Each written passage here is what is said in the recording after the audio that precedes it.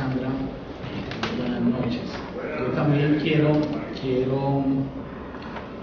aprovechar para darle las gracias a haylibros.com, porque ellos nos colaboran y nos facilitan buena parte del trabajo que realizamos. Además, me parece que no está de más comentarle a personas como ustedes de la existencia de librerías como esa, que son librerías que siguen defendiendo no solamente la existencia del libro, sino sobre todo la calidad de los libros. A ellos pues muchas gracias. Me llegó un correo de alguno de los asistentes asiduos a la conversación del miércoles, en donde me hacía un reproche por lo extenso que eran mis exposiciones, que no dejaban tiempo para las intervenciones del público, y solicitaba, era un reproche cordial, y solicitaba que por favor se considerara abreviar la exposición para permitir que se diera un intercambio con el público presente. Nosotros habíamos diseñado en el modelo de este evento que la posibilidad de desarrollar de la forma más exhaustiva posible los temas se dieran en este horario y que la tertulia de los 8 días siguientes fuera el espacio donde se pudieran discutir las cosas que aquí se dijesen. Como dijo Sandra, efectivamente cada 8 días, al miércoles que sigue a la conversación, a esta charla, se da la reunión aquí en el claustro donde 30, 40 personas suelen discutir lo que aquí se dijo. Pero a mí me parece que quien me envió el correo tiene toda la razón, porque yo solo me puse a pensar que hay personas que por alguna razón no pueden venir a los 8 días y que de todas maneras lo que aquí se formula no necesariamente y seguramente no es compartido, o en todo caso puede tener otras líneas de desarrollo diferentes a las que yo expongo.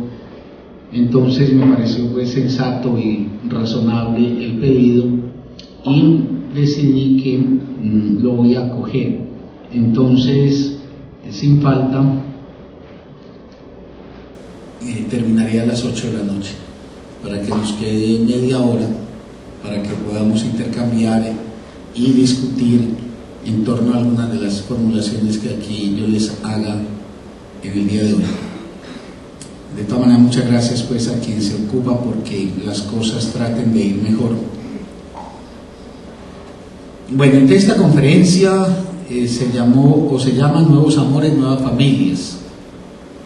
Cuando me puse a organizar lo que iba a plantearles, empecé a darme cuenta de que por alguna razón extraña y que no viene al caso ahora ahondar en ella, yo había soslayado la presencia en ese título de otro significante que en mi opinión, a posteriori a la enunciación del título, es imprescindible,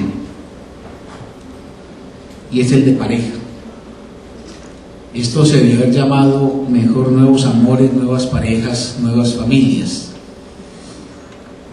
No apareció ya en el título, pero entonces yo voy a tratar de subsanarlo en este tiempo en que voy a dirigirme a ustedes. Por eso voy a trabajar en el tiempo establecido hasta las 8 de la noche sobre 4 asuntos. Una introducción, voy a decir unas palabras que he llamado del amor, luego otras en torno a de la pareja y finalmente de la familia. Ese es el itinerario que voy a adelantar. Bien, entremos en materia.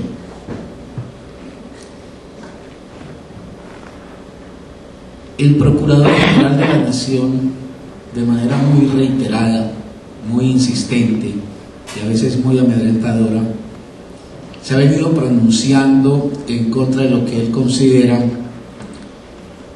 un atentado contra la civilidad, como es el de darle curso y lugar al reconocimiento de las parejas homosexuales o lésbicas, y sobre todo rechazando radicalmente la posibilidad de que se constituyan familias a partir de vínculos de alianza homosexuales o lésbicos. Él ha hecho una cruzada, es una cruzada que encuentra muchos adeptos en Colombia, y cruzada con la cual pues cae sobre el concepto de familia por un lado, una, en mi opinión, anacrónica, por no decir retrógrada, concepción que la sitúa en un hipotético fundamento natural, donde supuestamente estarían ordenadas las cosas por la naturaleza en términos de vínculos heterosexuales y con destino a la reproducción. Y por otro lado, pues eso significa un embate contra los derechos de hombres y de mujeres cuyas opciones en materia de amor, de sexualidad, difieren del modelo heterosexual. Este tipo de espacios, y en particular también el sentido del quehacer que adelanta nuestra corporación, deben ser lugares donde este tipo de asuntos y de formulaciones que provienen de quienes tienen en sus manos los destinos y el poder de este país puedan ser objeto de una discusión con fundamento, con argumentos y una discusión racional. Yo creo que parte de la miseria social que tenemos en Colombia es que hay gobernantes que confunden muchas veces sus posturas religiosas con las orientaciones que se deben instaurar en la sociedad, trazan sus lineamientos sin encontrar una respuesta a una controversia y un debate que le corte las alas a pretensiones que las más de las veces no nacen sino de los prejuicios. Del mundo académico, y dicho de todas maneras quizás en tono de reiteración, hay poco que esperar. Al mundo académico poco le importa qué pasa ni para dónde va esta nave, pero yo sí creo que los ciudadanos que podemos contar con algunos elementos de juicio no debemos pasar de largo ante este tipo de pronunciamientos que finalmente se vuelven formas muy concretas de organizar y de trazarle rumbo a este país, y que además se vuelve un ejercicio práctico sobre las posibilidades de existencia de mucha gente. A mí no me cabe ninguna duda que sobre un fundamento tan discutible como el de que la naturaleza es la que configura el modelo de familia, sobre una visión tan miope y tan estrecha que cree encontrar en el orden natural el fundamento para sustentar un fenómeno histórico social tan complejo y variado como es la familia, no me cabe ninguna duda que ese tipo de planteamientos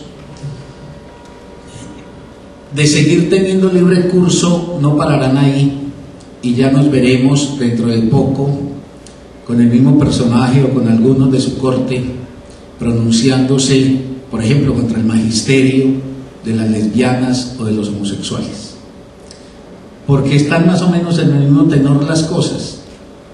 Si se considera que los homosexuales no pueden constituir una familia o que las lesbianas no lo pueden hacer, no hay sino un paso para decir a continuación que una maestra lesbiana o un maestro homosexual no puede, por ejemplo, dirigir la formación y la educación escolar de un niño o de un joven. Y eso entonces finalmente recalará en el viejo terreno en el que los colombianos somos tan duchos en la experiencia de vivirlos, y es el de otra vez sectores de la sociedad arrinconados, intimidados, descalificados, marginados, y otra vez una sociedad que no se precia propiamente de su amplitud democrática, restringiendo los dominios de derecho para hacer de la vida humana expresiones muy diversas y muy diferentes. Por eso a mí me parece que una reflexión como la que vamos a adelantar hoy es muy importante, porque esto siempre tiene resonancias sociales y políticas. Yo tal vez soy muy fastidioso repitiendo esto, pero a mí no me interesa y a la corporación no le interesa el examen del amor, la sexualidad, la muerte, la felicidad, etcétera, como si eso fueran rasgos de la psicología de los individuos, unas cosas que hay que examinar es en función de los resortes internos del individuo, sino que nos interesa como expresiones en la subjetivación de lo que son las formas de organización concretas de una sociedad. El concepto de familia no solamente afecta a la experiencia individual de quienes la constituyen, sino que es también algo que tiene que ver y afectar al conjunto de la sociedad. Entonces vamos a tratar de encuadrar esta reflexión de tal manera que brinde algunos elementos que espero sirvan de sustento, por lo menos es mi pretensión con lo que yo pienso, a por qué las nuevas familias no solamente incluyen las que la sociología tradicionalmente expone, las familias llamadas recompuestas, sino también nuevos modelos de familia que tienen que ver con otras formas de los vínculos de los géneros o de los sexos. Después precisamos bien vínculos de qué. Bueno, entonces en esta introducción yo quisiera comenzar por algo que señalé también el mes pasado y que me parece siempre importante que lo volvamos a traer a la memoria. Si esta conferencia se llama Nuevos Amores, Nuevas Familias, es porque la palabra nuevos o la palabra nuevas está advirtiéndonos de un cambio que se ha procesado en la sociedad. Si decimos que hay nuevos amores es porque estamos pensando que se han dejado atrás unas formas de amar. Si decimos nuevas familias es porque pensamos que hay configuraciones familiares de nuevo tipo que dejan atrás esas que podríamos llamar antiguas, o que si no las dejan atrás, por lo menos ya coexisten otras formas familiares o amorosas con las anteriores. Y en ese sentido, pues, volvemos al siempre presente fenómeno caracterizador de la sociedad moderna, ¿cuál es el de el cambio? Nosotros somos una sociedad sometida a vertiginosos cambios. La humanidad en sí misma es una especie sometida a cambios, y a cambios que la tienen a ella no solamente como objeto de dichos cambios, sino como sujeto y agente de esos mismos cambios. La humanidad, hemos dicho muchas veces, es la única que es actora de su propio destino. Y cuando uno dice humanidad, dice la hechura que el ser humano ha hecho de sí mismo, la hechura que el ser humano ha alcanzado de sí mismo. Es decir, nosotros somos una plasticidad que se configura en el devenir, constituyendo formas que le dan amplitud o, por el contrario, restricción a nuestras posibilidades vitales. Pero sobre todo, hemos dicho también, la modernidad, esa que pudiéramos situar a partir del siglo XVII, XVIII, ha calentado mucho la historia, y el capitalismo en concreto es un factor de calentamiento de la historia desaforado, es decir, el vértigo con el cual avanzamos, la capacidad de transformación a la que asistimos es realmente generadora incluso hoy de gran malestar. Pero bien, como esta conferencia no versa sobre cuál es el sentido filosófico del cambio, la razón por la cual yo traigo a colación este tema es porque me parece que es elemental y es primordial plantear que los cambios a los que se ve sometida la condición humana, los cambios que pesan hoy sobre nuestra vida, deben ser cambios que los seres humanos no recibamos de manera pasiva, sino que sean sometidos más bien a una reflexión crítica, porque, y quizás esto pues es de perogrullo, los cambios no por principio son favorecedores o benéficos para la condición humana. Hay cambios de todo tipo y talante. hay cambios que nos pueden potenciar la vida, enriquecerla, favorecerla, hay cambios que nos pueden atascar y empobrecer la vida. Por eso, en lugar de levantar un cántico y una hosana al cambio, lo que deberíamos hacer siempre en la vida es someter a un examen filosófico cuál es el sentido que tiene ese cambio, bajo el criterio fundamental que nos debe siempre acompañar, creo yo, cuál es el del valor de la vida y sus posibilidades. Y esto lo digo porque el examen de lo que tenemos nosotros entre manos, el problema de los nuevos amores y de las nuevas familias, pues nos exige preguntarnos qué nos da, qué rendimiento favorable a la vida nos depara esta experiencia de cambio a la que asistimos, o qué pérdidas también podemos estar vivenciando. A mí a veces me gusta mucho hacer una comparación que los teóricos muy rigurosos descalifican, y es entre la sociedad y los individuos, pero a mí no sé por qué siempre me parece que esas imágenes tomadas de la vida personal a veces ayudan a entender los procesos sociales y colectivos. Es como en la vida de uno puede, por ejemplo, reconocer que uno ha cambiado frente al que era, pero no por principio el cambio del que uno ahora es objeto es un cambio que le haya beneficiado o favorecido la vida. Uno pudo haber equivocado, por ejemplo, una decisión y haber ejercido un cambio en su vida que en lugar de darle riqueza y amplitud a ella, más bien le haya dado restricción y la haya empobrecido. Igual pasa con las sociedades. Hay que quebrar totalmente esa idea de que hay una especie de destino teleológico que nos lleva a los seres humanos, queramos o no queramos, aceptemos o no aceptemos, nos lleva siempre por rumbo seguro y a buen puerto.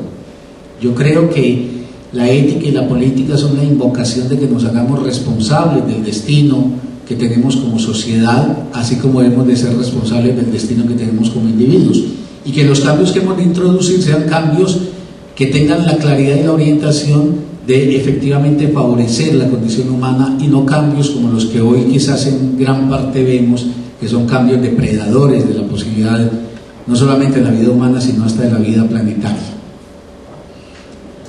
Y por eso, pues aquello de que la vida nuestra tiene esa maravillosa posibilidad de hacerse de tantas formas distintas, que los seres humanos somos una criatura diversa, plural, que no hay una escritura que signe un destino normal y menos único para la vida humana, que nuestra vida está siempre abierta a la posibilidad de muchas formas de realización, la vida personal y la vida colectiva, que el destino que forjemos es un destino que no era una fatalidad, que es un destino en el cual siempre está en juego nuestra capacidad de decisión, que tenemos pues siempre una especie de encrucijada en donde nos encontramos y tenemos que optar por un camino en detrimento de otros, pero que tenemos el deber de que la opción por la cual inclinemos nuestro caminar no sea cualquier opción, es decir, que no se elija al tuntún, sino que me parece pues que es de elemental consideración que esas decisiones se correspondan con la sensatez que permita decidir que ese camino es un camino superior a otros posibles que me eran dados transitar.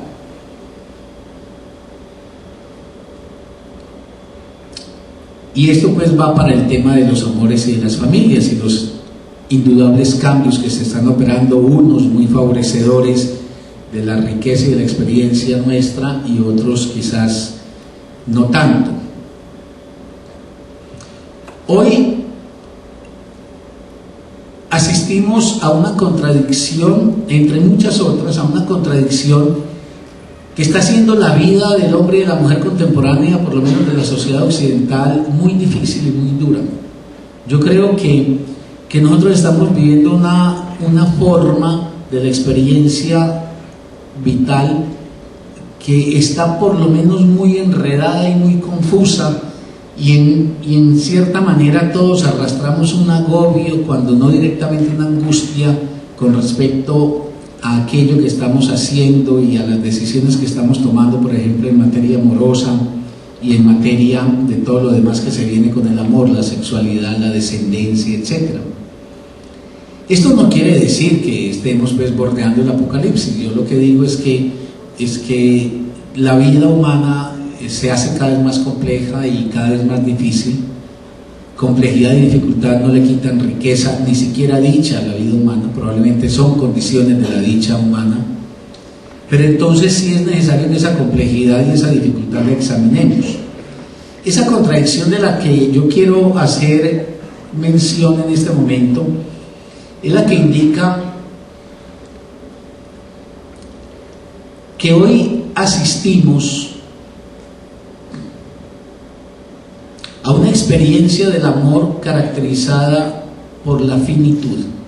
Hoy pensamos, sentimos, experienciamos que aquel viejo ideal del amor eterno no es tan factible, que en todo caso pareciera tener más de sueño que de posibilidad real. En todo caso, vemos a diestra y siniestra que los amores fenecen y que los amores se desvanecen y que las pasiones fervorosas de un momento se cadaverizan más adelante. Amores finitos, la angustia de ver deshacerse un ideal y no tener las fuerzas para contenerlo, más que las fuerzas, las posibilidades. Y también asistimos en esta época y de una era, yo diría que muy pronunciada, a la experiencia de la disolución de los matrimonios. Hoy las tasas de nupcialidad y de las parejas en general, las tasas de nupcialidad hoy son casi correspondientes a las tasas de divorcialidad. Hoy los vínculos conyugales están siempre sobre el horizonte de una disolución muy factible. Y hoy en general, la gente que contrae vínculos de alianza de corte matrimonial, en general, por lo menos alguna vez en la vida pasa por la experiencia de una separación, una ruptura o un divorcio. No nos vamos a meter ahora a indagar las razones de ello. Creo que las razones son de hondo calado y no podría pues uno en unos cuantos minutos decir nada serio sobre un problema tan complejo. Pero ese doble asunto de que el amor hoy no tenga en nosotros la convicción que tenía, por ejemplo, en el romanticismo del siglo XIX, de que el embargamiento amoroso era la promesa de un amor eterno, y que cuando dos se decían nos amamos, estaban casi que certificando un amor tan duro como la vida misma y que iría hasta la muerte. Y por otro lado, la disolución matrimonial. Los matrimonios, cuando se disolvían en otras épocas, era casi como un atentado contra la moral. Yo era un niño en mi pueblecito, en Jericó, y mi padre y mi madre se separaron, y yo recuerdo que en mi infancia eso lo vivíamos mi hermana y yo como una inmensa vergüenza que pendía sobre nosotros, y mi madre también lo vivía así, como si ahí se hubiese cometido un acto sacrílego. Claro, en un momento donde el matrimonio era un sacramento y donde la ideología asumía la alianza conyugal como un sacramento, y un sacramento declarado indisoluble, obviamente quien infringía esa indisolubilidad quedaba entonces estigmatizado. El tema es que hoy no, hoy nadie abre los ojos de sorpresa, pues como en términos sancionatorios, cuando sabe que otro u otra se ha divorciado. Pero ese amor finito y ese matrimonio disoluble, y ahí es donde digo yo que está la contradicción que está desgarrando la vida de buena parte de la gente en nuestro tiempo, son sin embargo el soporte sobre el cual se erige la familia, que tiene como principio la permanencia o la perduración. Me explico. Yo creo que en una conferencia hace un tiempo aquí yo decía que el edificio que hemos construido para establecer esta organización social que tiene que ver con la tramitación del amor, la sexualidad y la descendencia, es un edificio que tiene a la base el amor, subsecuente al amor el enlace matrimonial del orden que fuere, civil, religioso o de mutuo acuerdo entre los enamorados, y sobre eso, digamos, el piso de arriba es la familia, entendiendo la familia como aquel lazo social que se caracteriza por un vínculo paterno-filial o materno-filial, porque de todas maneras hay personas que suelen asociar familia y matrimonio cual si fuese lo mismo, y puede haber matrimonios sin familia y familias sin matrimonio. Es que son elementos diferentes que no necesariamente se correlacionan, se pueden correlacionar, pero pueden existir también completamente independientes. Puede haber un amor sin matrimonio y sin familia, puede haber una familia sin amor y sin matrimonio, etcétera, etcétera. Pero entonces el modelo dominante entre nosotros es el que establece que hay un amor. Yo me enamoro de una mujer, no metamos todavía los amores homosexuales o lésbicos, yo me enamoro de una mujer, ese amor mutuamente reconocido nos hace dar el paso hacia un vínculo conyugal, civil, religioso, o como se suele decir entre nosotros, de unión libre, y de ahí vendrá una descendencia que será nuestra familia. El problema es que el amor es un sentimiento vaporoso. Hemos dicho muchas veces, vos no podés certificar la perpetuidad de tu amor, vos no podés garantizar que amarás.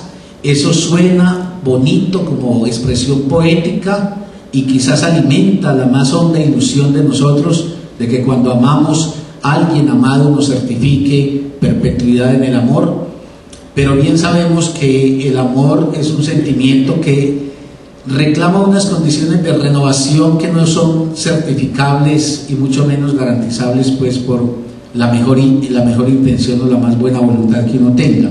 Entonces, si yo levanto el edificio de eso que han dado en llamar una célula social, metáfora que no deja de ser muy problemática, esa de célula, pero en fin, usémosla, sobre un sentimiento tan vaporoso, la disolución de ese sentimiento acarrea generalmente la disolución del vínculo conyugal, y entonces el edificio que tiene a la familia en la cúspide se derrumba, y generalmente el colapso del amor y el colapso del matrimonio redundan por lo menos en un impacto muy fuerte sobre la familia y en un desconcierto con respecto a cuál es el sentido que ha de continuar llevando ese vínculo duradero que llamamos familia. Estoy suponiendo pues unos padres éticos. Un padre ético es el que tiene un compromiso duradero con su descendencia, por lo menos hasta que ésta se haga capaz de alcanzar su autonomía. Bien, digo esto y rápidamente otro puntico, y es para tener en cuenta en esta introducción, y es el tema de que es importantísimo reconocer que en nuestro tiempo hay una característica, y en nuestra cultura, la occidental, una característica muy particular, muy valiosa y muy difícil, y es la acentuación del valor de la vida como experiencia individual. Es decir, Occidente ha prohijado la construcción del individuo. Individuo no quiere decir individualismo necesariamente. Es decir, ser individuo, reconocer mi singularidad, tratar de hacerme cargo de mi propia experiencia, encontrar los matices y las facetas de mi propia manera de vivir la vida de una forma gozosa y dichosa, no tiene que ser porque riña en el encuentro con el otro o porque me descomunice con respecto al otro. Pero esto es muy importante porque el individuo no tiene que ser pues necesariamente el individuo liberal, el individuo del capitalismo, un individuo encerrado en sí mismo, blindado completamente contra cualquier asociatividad, sino que puede haber un individuo en comunidad. Pero lo que sí importa, fuere cual fuere el camino que tomara esa individuación, es decir, que hoy tenemos en alto precio y valor nuestra experiencia como individuos, los desarrollos propios y singulares que tenemos, el reconocimiento de nosotros en la amistad, en el amor. Es fundamental sentir que el otro singulariza quién soy frente a otros, que no me hunde, por ejemplo, en la masa, en una serie uniforme. Hoy tenemos como un elevado ideal eso que llamaríamos, con un término también bastante problemático, como la autorrealización en el sentido de que mi vida alguna cosa valga, como decía León de Grey, y que mi camino me permita desplegar las posibilidades que estaban contenidas en mí. Eso es distinto a aspiraciones de superioridad o de excelencia, que eso es un embeleco pues, que el capitalismo ha metido para hundir a la gente en rivalidades individualistas. Pero sí es cierto que cada cual de nosotros, de manera explícita o implícita, anhela consumar su existencia en función de una realización que se corresponda con los más elevados ideales propios. Ahora, ahí, en ese acento del individuo, en ese valer uno por cuenta propia, en ese sentir uno que uno tiene la posibilidad y el derecho de luchar y hacer una vida que le depare esa cosa también difícil de conceptualizar que es la felicidad, tenemos otro elemento de contradicción grave que pesa sobre estas nuevas formas de amar y de hacer familia, y es la contradicción entre el individuo y la pareja. Porque las parejas de antaño se montaban sobre la idea de la posesión mutua: tú eres mío, tú eres mía, y sobre el ideal de constituir una unidad. Es decir, que los individuos en su singularidad se fundieran o se fusionaran finalmente en un gran uno que sería la pareja. Eso estaba antes muy valorado. Hoy el acento de la individuación precisamente no lo valora. Es decir, en el acento de la individuación es como en política. Estamos dispuestos a luchar por una sociedad que sea justa, equitativa, que le dé derecho de existencia a todo el mundo sin discriminaciones tan terribles como las que estamos padeciendo, pero no estamos dispuestos a que esa sociedad por la que luchamos cercene o impida, por ejemplo, la libre expresión de la individualidad, el libre ejercicio de la individualidad. Bien, lo que pasa es que esa individualidad que entra en cierta dificultad con el emparejamiento, no es tan fácil ceder lo individual para ese proyecto compartido y común que en tanto tal implica renuncias. Esa individualidad ha conducido a que muchos opten por el camino de la soledad, es decir, en lugar de comprometerme en una experiencia que me reclamaría tener que renunciar a dimensiones de mi individualidad, entonces opto por la soledad. Pero al mismo tiempo que se opta por la soledad, en una sociedad donde no tenemos lazos de comunidad y donde lo que caracteriza es la desagregación de todo el mundo con respecto a todo el mundo, esa gran soledad implica a su vez la emergencia anhelosa del matrimonio como vínculo en donde finalmente lograré superar esa soledad y encontrar el abrazo que me garantizará, por ejemplo, sentirme acompañado de otro. Entonces es como una vuelta muy extraña que estamos haciendo. La individuación nos separa y nos problematiza con respecto a la pareja, pero esa misma individuación hace tan agobiante la vida por el peso de la soledad que abre el camino también de ir a encontrar un otro en el mundo con el cual emparejarme y poder constituir la experiencia o la vivencia de que finalmente no estoy lanzado o arrojado en forma solitaria en este planeta. Pero eso a su vez, ese matrimonio del cual suele derivar una familia, nuevamente da como una vuelta de tuerca, y el otro, aquel hacia el que me dirigía con la esperanza de que me permitiera escapar a la soledad, se constituirá en alguien que por el tipo de pareja que ha existido, vigila, fiscaliza y sanciona con derecho lo que yo soy, y viceversa. Y eso abre caminos a la irritación, a la tensión que usualmente vemos que va emergiendo en la pareja, y de ahí a la ruptura hay un solo paso. Por eso un rasgo de nuestro tiempo es este dilema, esta especie de ambigüedad entre querer y no querer simultáneamente estar en pareja. En el fondo la pregunta que tenemos es una pregunta que nos desazona: ¿cómo vivir con el otro? ¿Qué hacer con el amor, por ejemplo?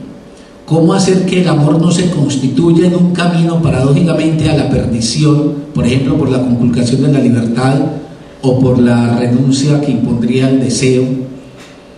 Y cómo al mismo tiempo no encontrar la salida fácil de una desvinculación del otro que me condujese a una soledad en donde finalmente el agobio terminaría aplastando.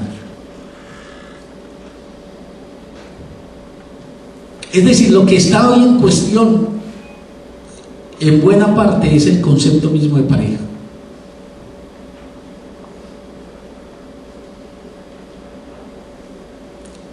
Y es probable que así como la humanidad inventa en tantas cosas, estemos asistiendo a la necesidad de reinventar los vínculos amorosos y reinventar en consecuencia los vínculos de pareja y reinventar los vínculos de familia. Ahí incluyamos, para más adelante abordarlo, el tema de que hay otras parejas distintas a la heterosexual. Ahí hay una cosa muy curiosa. En estos días yo leí en un columnista del Espectador una cosa con la que yo estaba de acuerdo, que los homosexuales están peleando el derecho al matrimonio. Bien, cuando algunos de ellos van hacia el matrimonio, muchos que han pasado por el matrimonio están de salida de esa experiencia, están planteando esa experiencia, esa forma de tramitar el sentimiento y el deseo bajo ese tipo de institución es muy oneroso para la vida. Pero finalmente, como decimos tanto aquí, nadie tiene derecho a vivirle la vida a otros, y si los homosexuales o las lesbianas reivindican que legalmente se les confiera el derecho a reconocerse como pareja matrimoniada, con todas las derivaciones de legalidad que eso tiene a efectos de herencia, etcétera, etcétera, en mi opinión están pues en su justo derecho de hacerlo. Por eso dije al comienzo que ahí, en la existencia de familias distintas a la heterosexual, es donde tendríamos que centrar un debate que pusiera en su lugar a la naturaleza con respecto a la condición humana, a efecto de que no nos metan gato por liebre y nos vengan a decir que desde la naturaleza es que se configura el paradigma que ha de regir los vínculos humanos, y que la homosexualidad o el lesbianismo serían una anomalía de la naturaleza que desacreditaría la posibilidad, por ejemplo, de que allí se constituyera una descendencia. Bien, digamos unas palabras las más rápidas posibles sobre el tema del amor. Uno puede hacer, yo pienso a veces como muchos lineamientos históricos del amor. Uno podría hacer un seguimiento histórico del amor en muy diversas formas. Hoy quisiera sugerir en la modernidad. Cuando digo la modernidad occidental, de la cual Colombia pues es una variante, con sus matices y sus particularidades. Pero estamos en el espectro de una cultura occidental que ha marcado profundamente lo que somos, la lengua que hablamos, los valores que hablamos, el cristianismo que embargó, por ejemplo, estas sociedades. Yo en ningún momento desconozco las historias nacionales y las peculiaridades nacionales. Yo estoy convencido que no es lo mismo Colombia que Francia, y no es lo mismo Perú que Colombia. Pero yo sí creo que hay unas atmósferas culturales globales al interior de las cuales se hacen los matices particulares de las historias nacionales. En Occidente el amor, en mi opinión, desde fines del siglo XVIII y comienzos del XIX, empezó a cobrar dos formas muy acentuadas, sobre todo en su relación con el matrimonio. Una forma es el amor compañeril, el amor de quienes se juntan fundamentalmente para garantizarse una compañía que les permita sobrellevar la vida con cierto alivio, con cierta seguridad de poder enfrentar las calamidades con las que el destino lo amenaza a uno. Si yo el amor lo defino de una manera muy genérica como una fuerza conjuntiva o como un empuje conjuntivo, entonces es válido y es completamente cierto y legítimo que los seres humanos, agobiados por la angustia de la soledad y el desamparo, se busquen unos a otros en términos de pareja, se enlacen y se comprometan, por ejemplo, a hacer una vida en compañía. Ese es un amor. El amor tiene, Jacques Miller dice que el amor tiene una faceta particular de responder a la muerte, de ser una forma de responderle a la amenaza de la muerte allí donde la muerte se expresa, por ejemplo, como soledad o abandono o desamparo. Entonces, hay una dimensión del amor en Occidente, en este Occidente de los últimos 200 años, que tiene que ver con que nos vamos al otro buscando un otro que nos sirva de compañía y nos permita en lo real o en lo imaginario sentir que no estamos abandonados.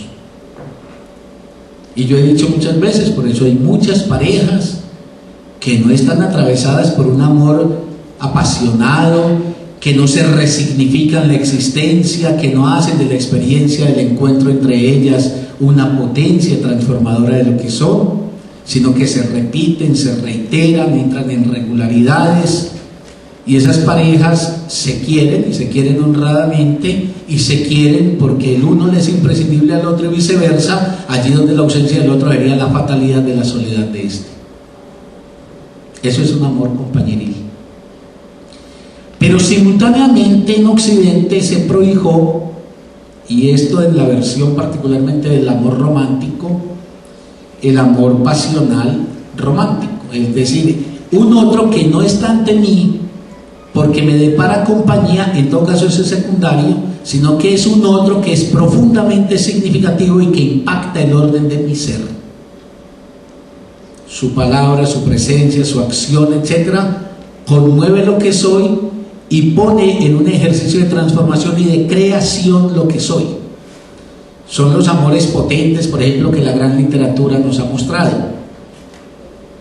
Que dicho sea de paso, y discúlpenme, les reitero la invitación a quienes quieran para que nos acompañen en eso que hemos llamado el Club Esporádico de Lectura, La Mujer, el Amor y la Locura, donde vamos a leer de aquí a agosto del año entrante Madame Bovary, Rojo y Negro y Ana Karenina.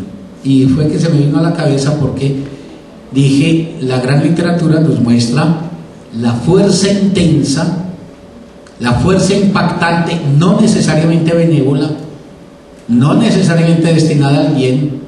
La gran literatura escudriña bien ese sentimiento complejo y lo separa de la moral. La gran literatura sabe que el amor hay que inscribirlo en la moral, pero que el amor no es una moral y que no se puede plantear que el amor es el bien.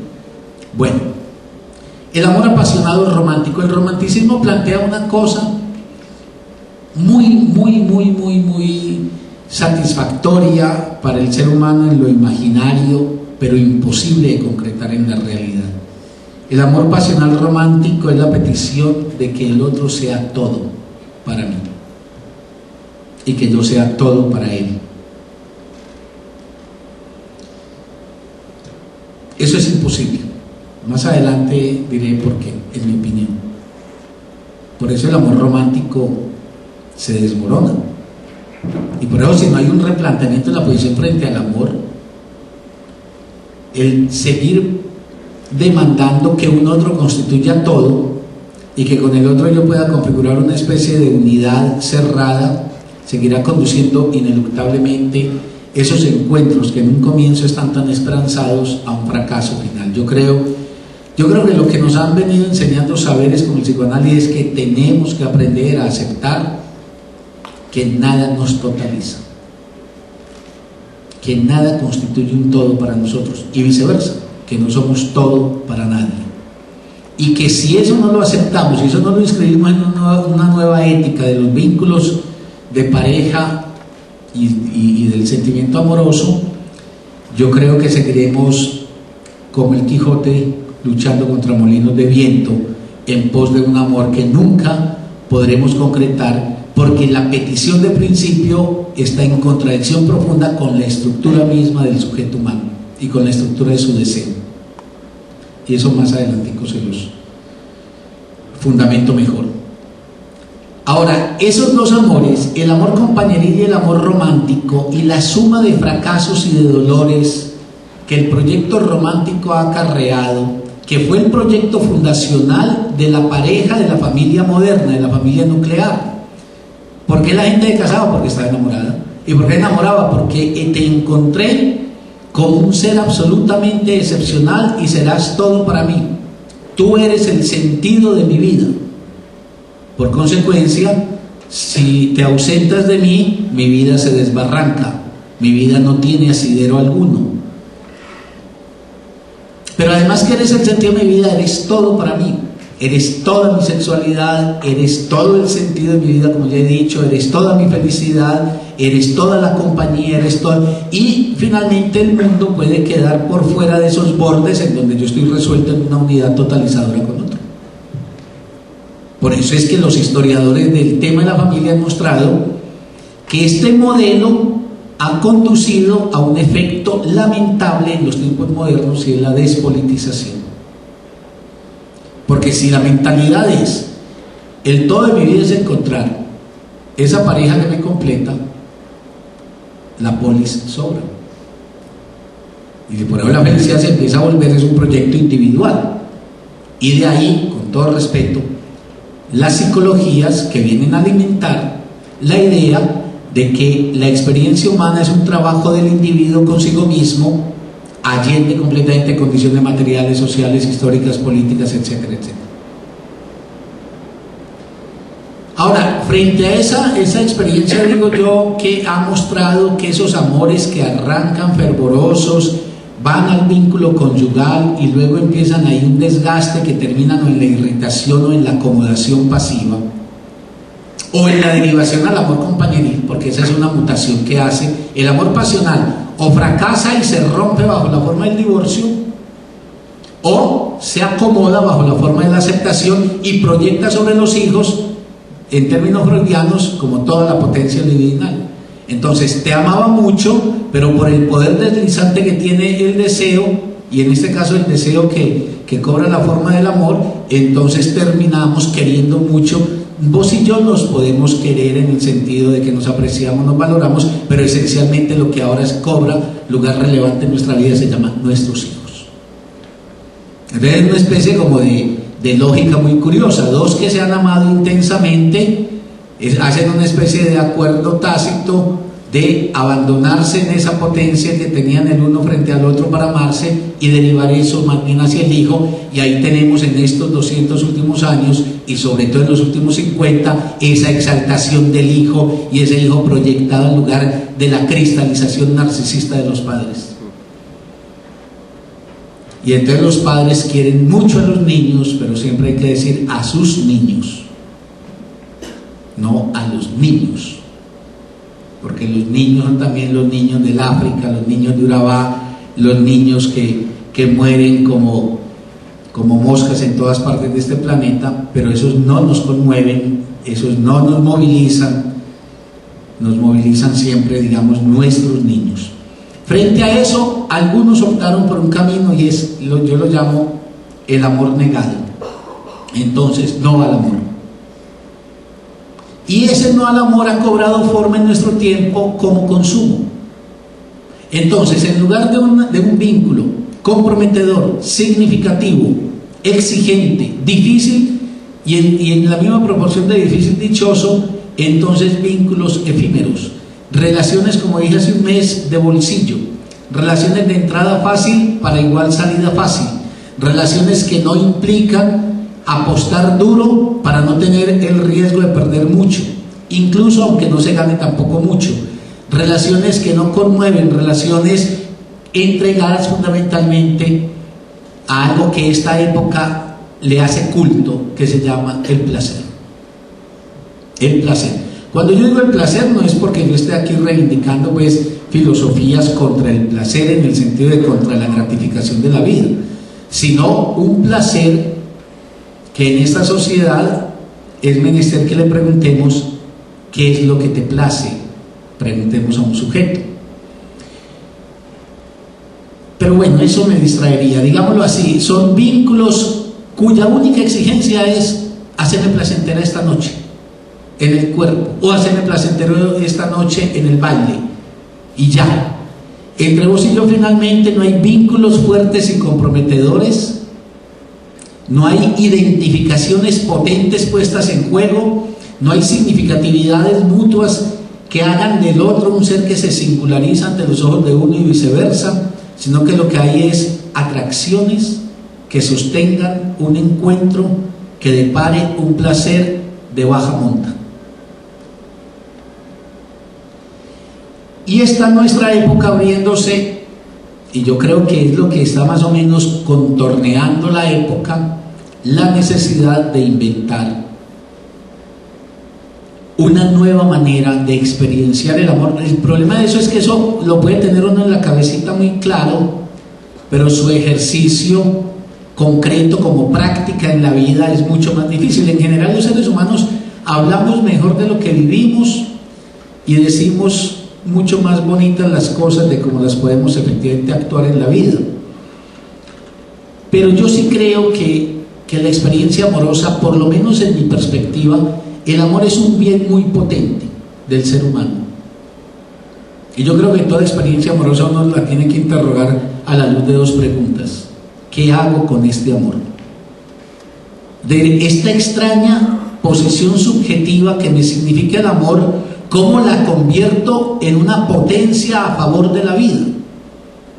¿Cómo ella no me carcome la vida o no me la consume, sino que me la potencia y me la recrea? En el sentido de que la hace una vida puesta en la senda de la creación, no de la creación pública o para la fama, sino de la creación como apertura de dimensiones en la vida.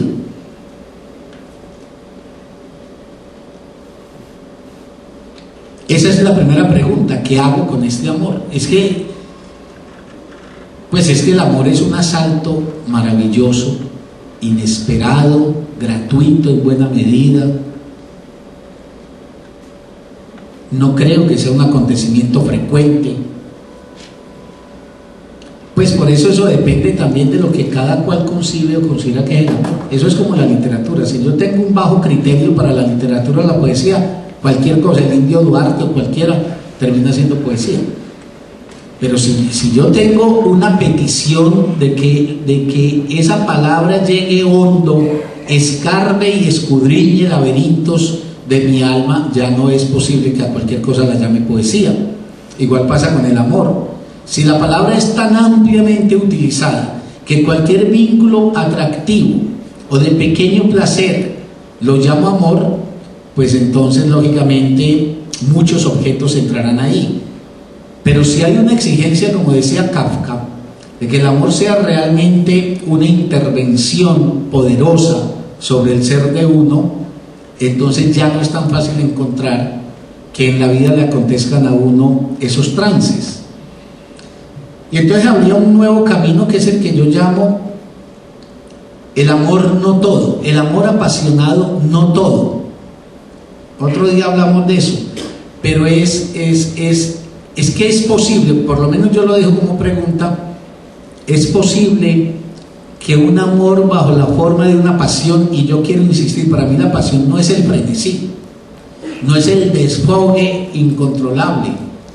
Disculpen que repita tanto ese ejemplo, pero yo cuando pienso en los hombres y las mujeres apasionados, en lugar de ver un loco desabrido, sin ton ni son, lo que veo es un hombre o una mujer comprometidos con una senda, trabajando perseverante y pacientemente en función de esa senda. Esos son los apasionados. A mí no me cae ninguna duda de que María Curie fue una mujer apasionada por la física.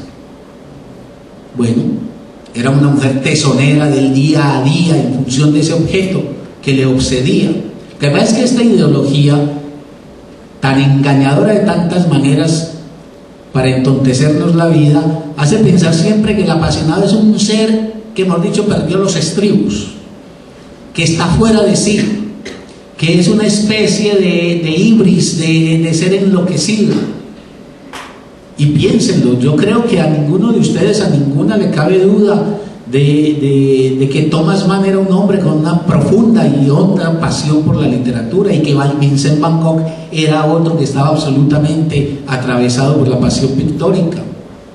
¿Y qué es lo que encontramos en un hombre y una mujer apasionados? Disciplina, constancia, perseverancia, paciencia, tosudez para mantenerse recto en la búsqueda de lo que ama. Y entonces lo que yo digo es, si el amor no todo, que es una versión de la pasión amorosa, puede hacer factible mediante modificaciones hondas de mentalidad que la experiencia amorosa se resuelva en consonancia, en todo caso no riñendo con las posibilidades del deseo y de la libertad de los individuos comprometidos en ese vínculo. Pero en mi opinión tiene que haber un vínculo completamente distinto al vínculo matrimonial. Y la segunda pregunta que me parece que uno debe formular siempre que se plantea el problema del amor es, la primera era, ¿qué hacer con el amor? Y vos estás enamorado, enamorada, bueno, pero de verdad, es que ese es, yo a veces digo, pues yo no soy poeta ni novelista, ojalá lo fuera, pero a veces pienso que cuando oigo, por ejemplo, a algún amigo que es poeta, por ejemplo, hace poco, volviendo al caso de haylibros.com, hablaba yo con Luis Galard, uno de los propietarios de la librería, y él es poeta. Y el tipo tiene 4 tomos de un gran poema, son 4 tomos, Fernando, de un gran poema que está escribiendo. Y cuando él me narraba eso, yo sentía que era un hombre transido realmente por el efecto poético, embargado. Pero la poesía no vuelve una cosa que le insufla el pecho y se queda ahí, sino que se vuelve una operación de volver eso palabritas. Eso es la poesía. Uno no puede ser poeta adentro, uno es poeta en el lenguaje. Y lo mismo digo yo con la experiencia amorosa. ¿Qué hago con este amor? Lo consumo, lo despilfarro, lo malbarato, lo gasto, hacemos de eso únicamente un rendimiento distractor, o lo vuelvo una potencia generadora y creativa. Yo cada que pienso en esto, inevitablemente tengo que volver a la imagen de un hombre que ustedes me han oído muchas veces mencionar, que es Kafka. Lean, de verdad. Hay libros en la vida que le digo a la gente, léanlos, porque les aseguro que esos libros los conmoverán profundamente. La correspondencia de Kafka con Milena Jesenská y con Felice Bauer es el testimonio de qué diablos hace el amor. ¿Qué es, más bien, qué es lo que un hombre hace con el amor? ¿Qué es lo que Kafka hace con el amor? En lugar de volver ese amor florecitas que le manda, o saliditas al campo, que también las podía hacer, lo vuelve construcción que le permite, por ejemplo, la maravillosa producción de esa literatura que se llama el epistolario, por ejemplo, a Felice Bauer o a Milena. Y la segunda pregunta es, ¿y qué hace de mí el amor? Porque yo sí creo que a todo amor hay que interrogarlo también en los efectos éticos sobre uno, o en los efectos sobre uno, que es una forma de hacer una valoración ética. Bien, digamos unas palabras sobre la pareja, para que lleguemos dentro del tiempo establecido al tema de la familia. Yo creo que está de sobra, pues, decir que hay una crisis de la pareja matrimonial. Descensos de la tasa de nupcialidad.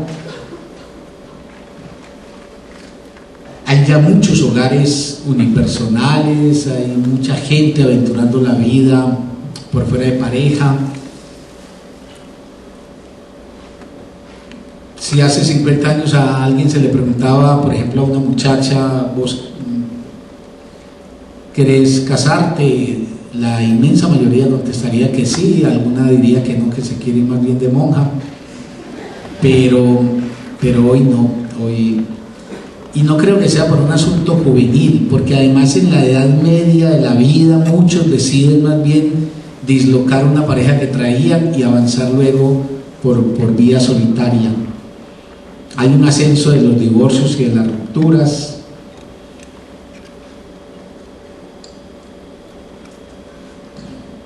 Y esa cosa que viene manifestando como un síntoma en la época, un síntoma de la modernidad.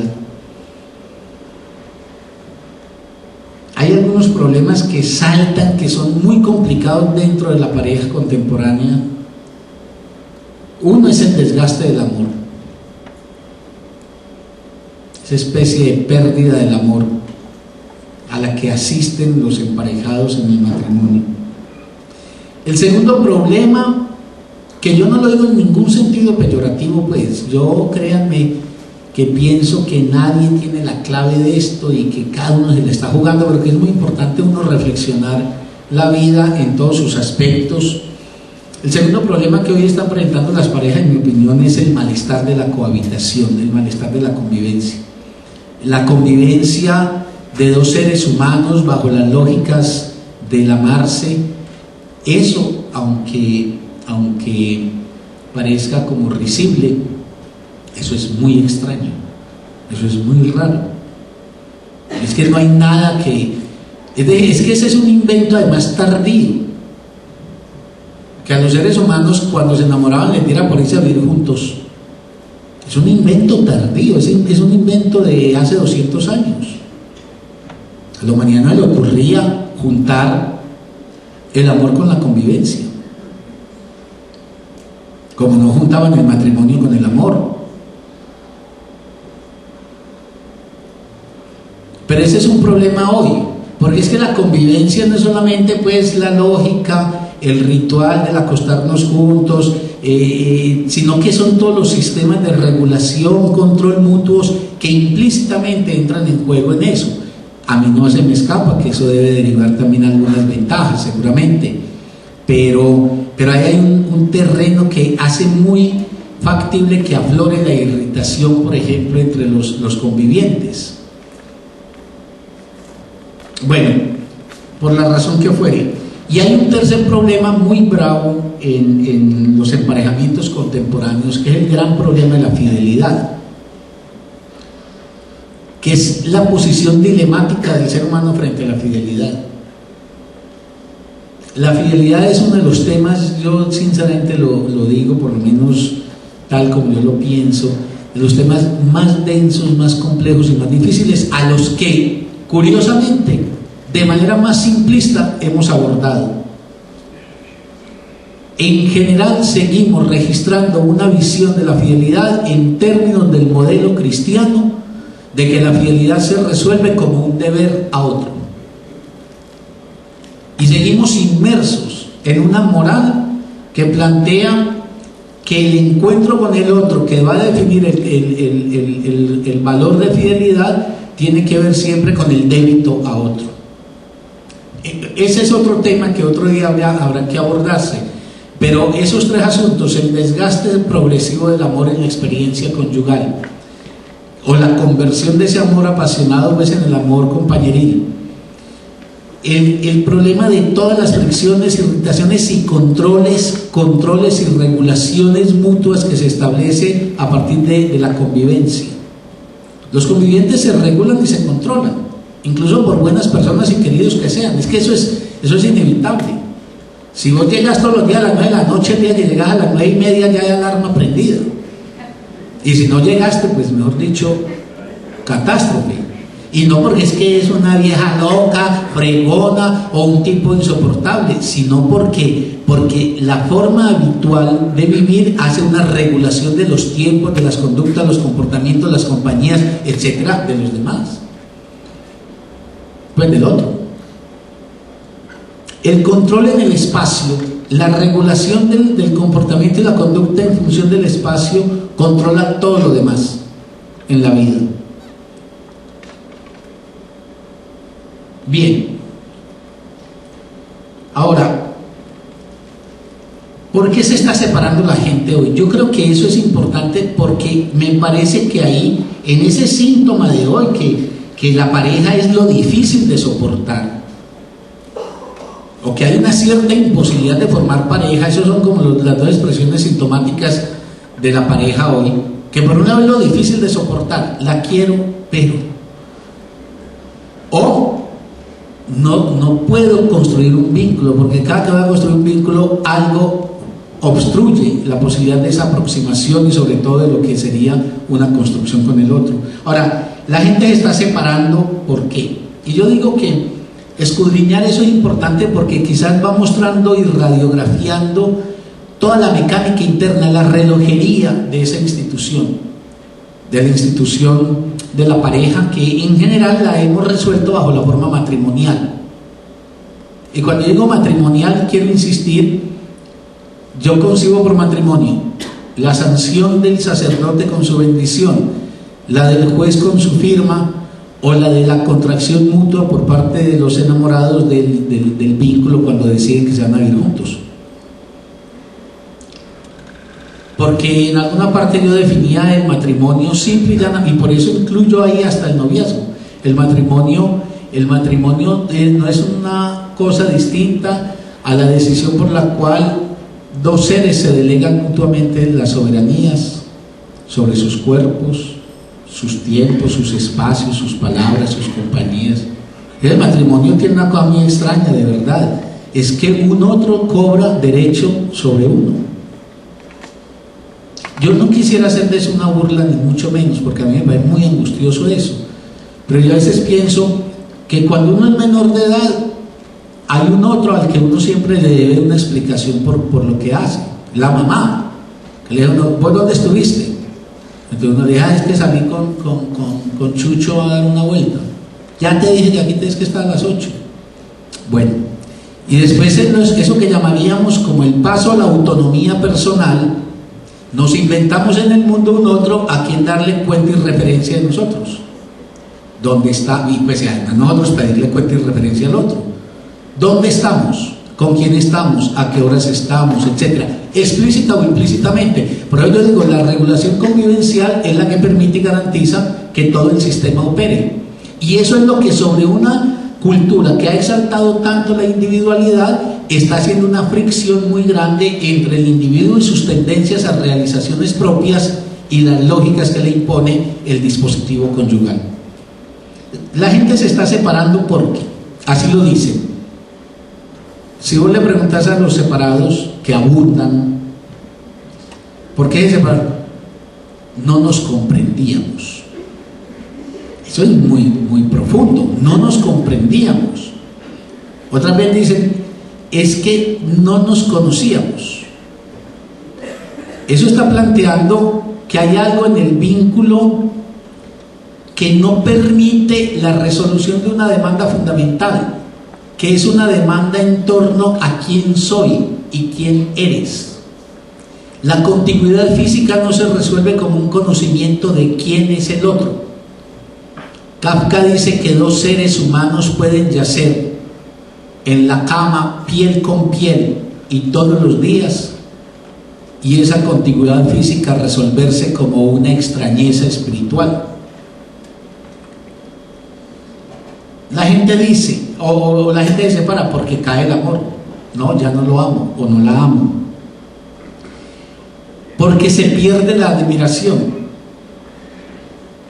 Hay algunas feministas, y yo respeto mucho el discurso de algunas feministas, con otras controvierto, pero algunas feministas que dicen que admirar es uno declararse inferior. Y me parece pues de una extrañeza. Si yo admiro a Dostoyevsky, claro que yo digo, yo no puedo hacer lo que Dostoyevsky hizo, y eso que tiene de malo, eso me esclaviza. De la admiración es el reconocimiento de faltas que me constituyen y que yo puedo encontrar realizadas en un otro, que fungen para mí como aquello que yo quisiera alcanzar, o en todo caso que me representan un ideal desde donde yo quisiera configurar mi propia experiencia. Si uno no admira, yo creo, admirar no quiere decir amar, pero no hay amor sin admiración. Si el otro no constituye un ideal para el yo, si el otro no es un punto de referencia para mis identificaciones, el otro podrá ser compañero, querido, con el cual podemos enfrentar estas dificultades de la vida, pero la gente se separa porque cae la admiración. Otras veces porque hay un pasaje al maltrato que cobra todas las formas que se quieran, desde el maltrato como humillación, el maltrato como vejación, el maltrato como acto físico, etc. Y finalmente, una quinta razón por la que la gente, por lo menos en lo que yo más o menos ubico, por lo que la gente se separa, es porque se aburren, se atedian, porque hay tedio. Y el tedio es una violencia contra el ser. Yo creo que el ser humano, con una vida tan efímera, tiene derecho a cualquier cosa menos a la barbarie y al tedio, porque el tedio es un vaciamiento del sentido de la vida.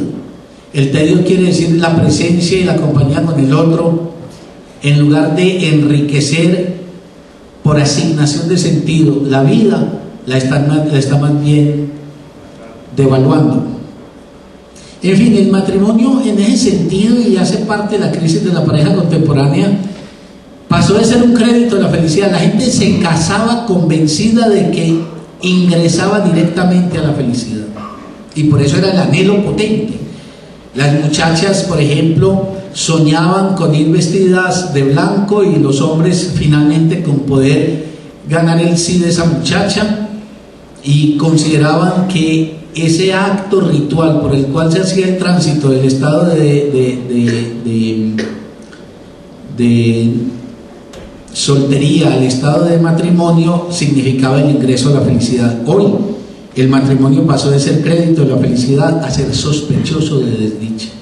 La gente vacila y piensa si este paso que estoy dando, si es el acertado. Incluso todos los ensayos que hacen, por ejemplo, en sociedades como la norteamericana, que vivamos juntos primero, porque ellos piensan que vivir juntos es distinto a estar matrimoniados. Vivamos juntos y después, si las cosas sí marchan, nos casamos. Por lo que fuere, el matrimonio ya no tiene la certeza en la gente de que él es el camino que nos conduce directo al paraíso, y que hay algo en él que no marcha. Hay algo en él que está produciendo malestar, hay algo en él que está siendo síntoma que disloca esas expectativas de ser una vida dichosa. Y esos grandes ideales del matrimonio yo sí creo que están completamente en entredicho. Casarse para siempre, por ejemplo, hoy es muy difícil de que alguien diga amo y con este hombre o con esta mujer quisiera ir hasta el último día de mi vida. Es posible, e incluso yo diría que es deseable, pero ya no es tan claro como se decía antes, cuando la opción matrimonial estaba garantizada por el claro deseo de que con ese hombre o con esa mujer se andaría hasta que la última bocanada de oxígeno la pudiéramos exhalar. Y obviamente también el ideal de entrega absoluta está pues interrogado hoy. Eso se hace muy oneroso. Ahí hay detalles quizás de minucia, como por ejemplo, porque es que el ideal romántico que llevó al matrimonio tenía una cosa muy problemática que sigue manifestándose en la matrimonialidad contemporánea, y es el cierre del vínculo sobre ellos mismos. Entonces, por ejemplo, la devaluación de todo lo que tenga que ver con la vida social, con la política, con la amistad, con la calle, con la noche, con el registro individual de la existencia, por ejemplo, en el ámbito de la ciudad, etc. Los emparejados, a partir del trance matrimonial, acarrean con un destino que en general es a dúo. Entonces ahora la salida de Freeman es a dúo con otra pareja que andará por ahí con nosotros, o las vacaciones, etc. Y finalmente pues está ese otro tema que ya mencioné, que es la contradicción entre el ideal de fidelidad y la estructura del deseo humano. El deseo humano tiene serios problemas para plantearse el asunto de la fidelidad. Que nos queramos decir mentiras, digámoslas, pero hay una cosa fallada en la estructura del deseo humano que impide que haya un objeto que pueda consumar a totalidad el deseo de otro sujeto. Y por eso implica, en mi opinión, un replanteamiento del tipo de vínculos y, en consecuencia, una reformulación de lo que es una ética, por ejemplo, del emparejamiento. Porque lo otro pasa por donde estamos pasando. A nombre de una fidelidad que aparece como imperativa, lo que se hace es una moral de la culpabilización desastrosa o de la deriva, por ejemplo, al engaño. Pero ese es también un tema pues que hay que dejarlo por hoy en el tintero, para que en estos últimos minutos planteemos el tema de la pareja, de la familia, en función de esta crisis de la pareja. Decir pues que la familia, y que el modelo, lo que está en crisis profunda es el modelo nuclear de la familia. Es muy probable que la familia sea una necesidad permanente de la sociedad humana. Si yo entiendo por familia en su forma más simple, que alguien recibe a ese recién llegado al planeta para medio instalarlo en el mundo. Ese mediador, institución, personas, etcétera, hacen la familia. La familia puede cobrar múltiples formas. La familia es tan plástica como plástica es la condición humana. Y lo que está en crisis es el carácter hegemónico o exclusivo del modelo nuclear. Es muy probable que el modelo nuclear también perviva y siga, pero probablemente ya no pervivirá como exclusivo, y probablemente haya otras formas de familia, como en cierta manera espontáneamente se vienen inventando.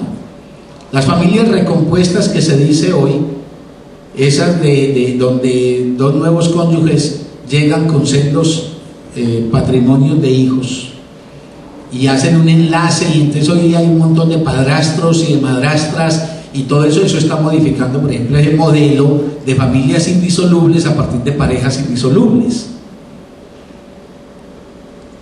Ahora, que esa familia nuclear está en crisis, en mi opinión, hay dos cosas que lo denotan. Una, la inestabilidad misma del vínculo de alianza, del vínculo matrimonial que se está deshaciendo, por lo menos en altas cifras. Y dos, el tema muy delicado de la ruptura generacional. Es decir ruptura generacional es una extrañeza entre los jóvenes y los mayores. Esa extrañeza, los mayores no somos referentes para los jóvenes. ¿Es inevitable o tiene que ver con que el modelo nuclear, como viene operando, no es propiamente el lugar que mejor está concitando la referencia de identificación de los padres sobre los hijos? En todo caso, eso está siendo parte de la dificultad de esa familia hoy por hoy. Entonces, los últimos minutos los quisiera dedicar a hablar del tema de las familias que dije al comienzo, de que si esta familia está en crisis, y es una crisis que arrastra la existencia de carne y hueso de la gente, ahí eso se está llevando muchas veces con mucho dolor. Yo a veces pienso que si los seres humanos tuviéramos el poder de reconocer el monto de sufrimiento de la humanidad, sufrimiento por vías políticas, por la miseria física, tanto sufrimiento que está ahí emparedado en cada cuerpo. Cuando uno camina por una ciudad de estas, todos los individuos van, vienen, cada cual de nosotros lleva un semblante impasible ante los demás, pero en el interior de cada uno se trajinan dramas, angustias, sufrimientos, expectativas fallidas, etcétera, etcétera, y hay mucho sufrimiento. Yo creo que la humanidad es capaz de inventarse mucha dicha, y también tenemos, por fortuna, mucha dicha.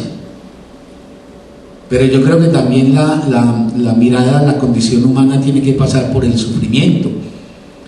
Yo creo que si no hay ese sentimiento tan hondo del ser humano que llama la compasión, como la capacidad, la compasión no es la variante cristiana de la caridad, sino como la conciencia del sufrimiento de un otro con el cual yo puedo identificarme, y que es la condición de la solidaridad humana.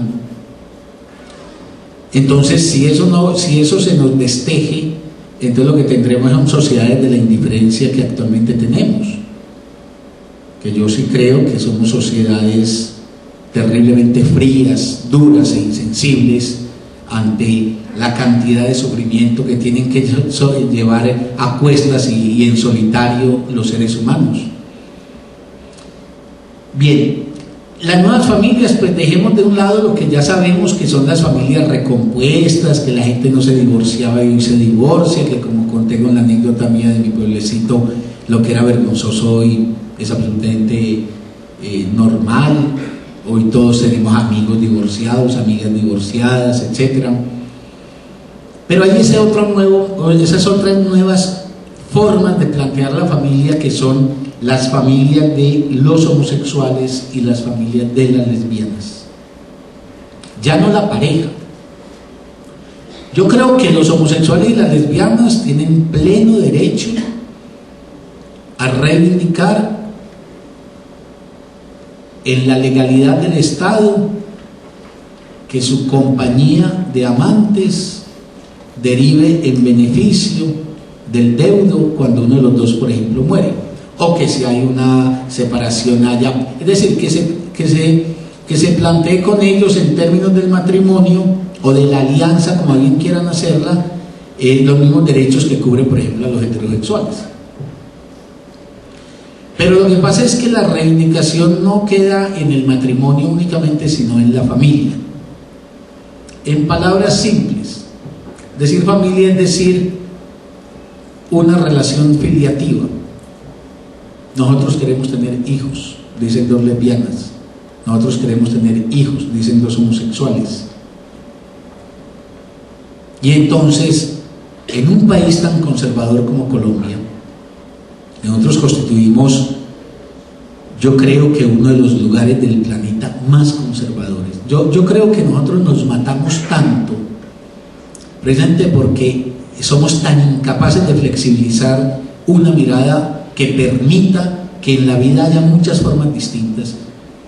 Eso, yo pongo un ejemplo quizás un poquito simple. Eso es como, por ejemplo, en un pueblecito. Yo me acuerdo en mi pueblecito que una vez llegó un gringo, nosotros, un norteamericano.